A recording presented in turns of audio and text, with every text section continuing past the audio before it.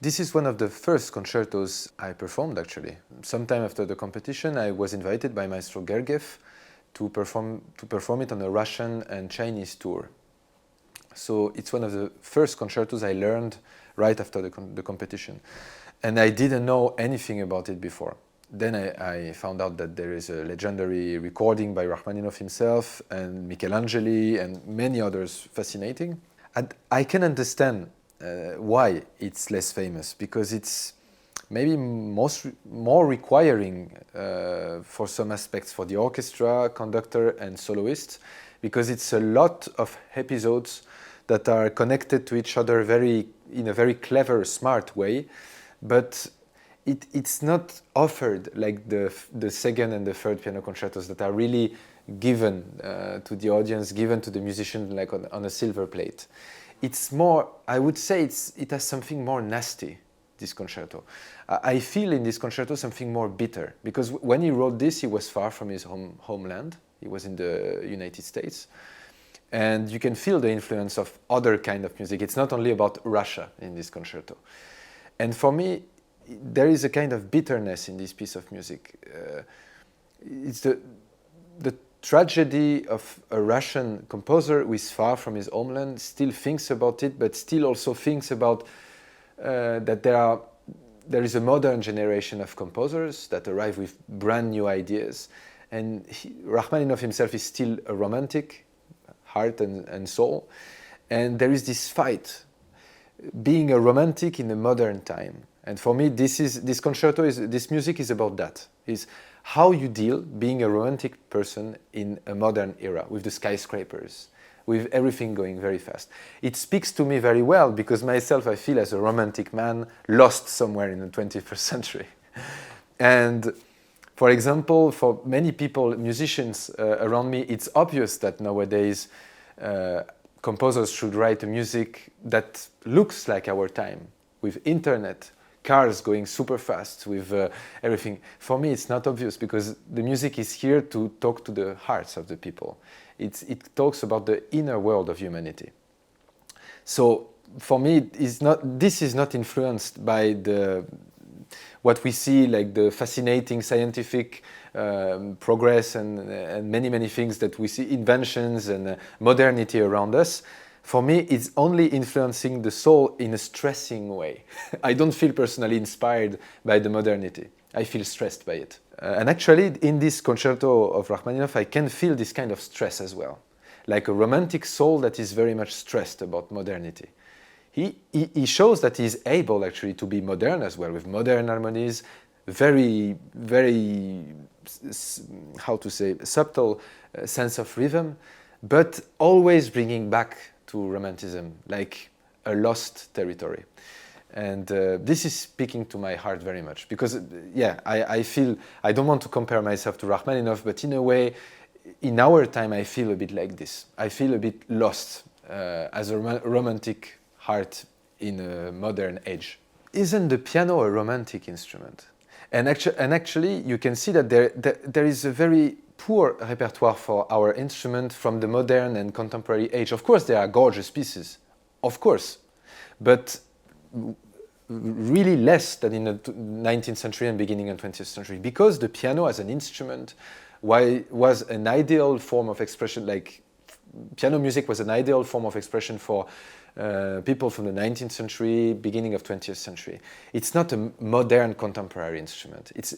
It's romantic instrument. So I could not imagine something better than romantic music to sound on this instrument, actually. It belongs to the biggest halls in which I played already recitals and concertos with orchestras.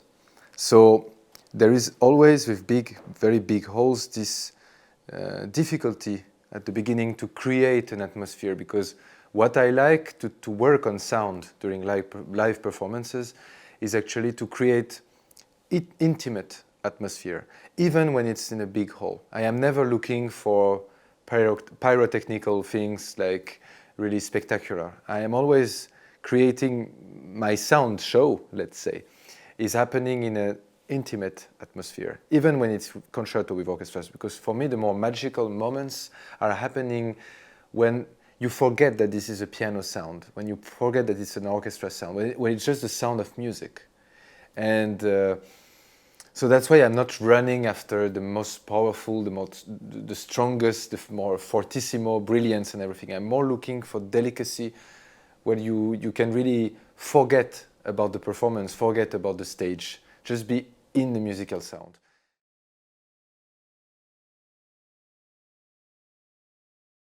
I would say something that might sound provocative, but for me the pandemic was very damaging for culture, but it was very good for art. Because again, for me art is spiritual matter. It's a matter of life and death. It's not only entertainment.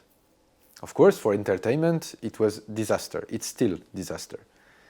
But art has to deal with inner life, with what happens in one's soul.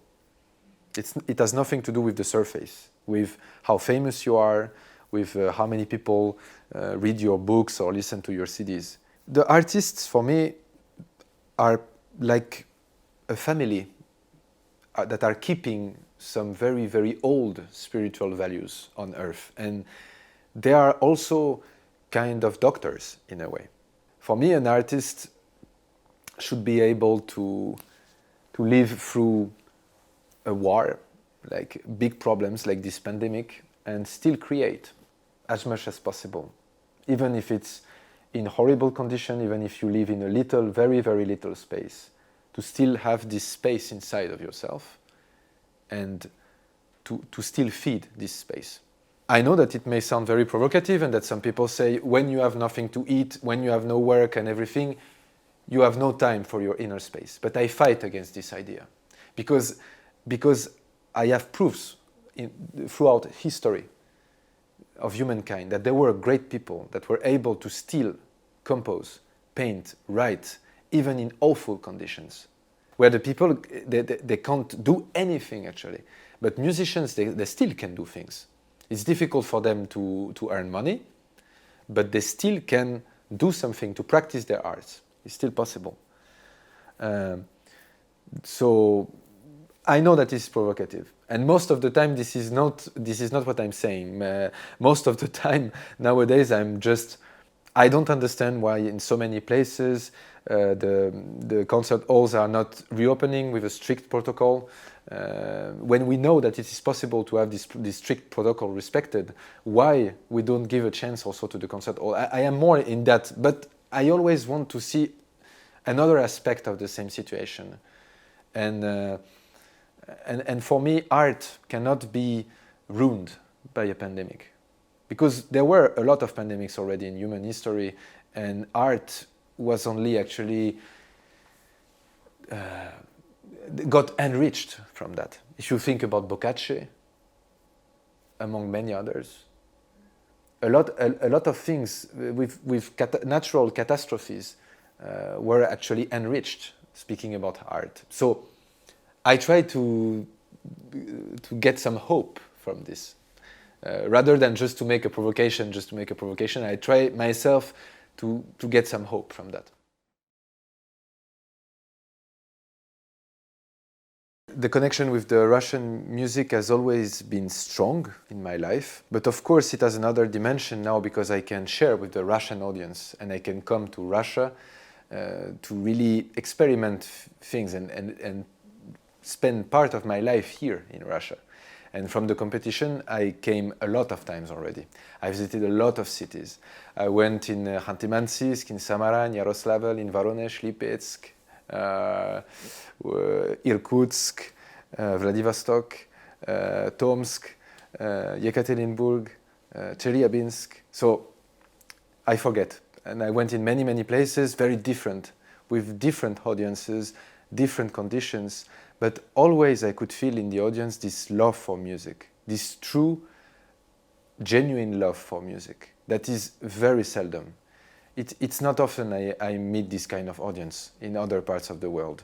Of course, there are people absolutely passionate about music. But I would say with the Russian audience, it has more to do with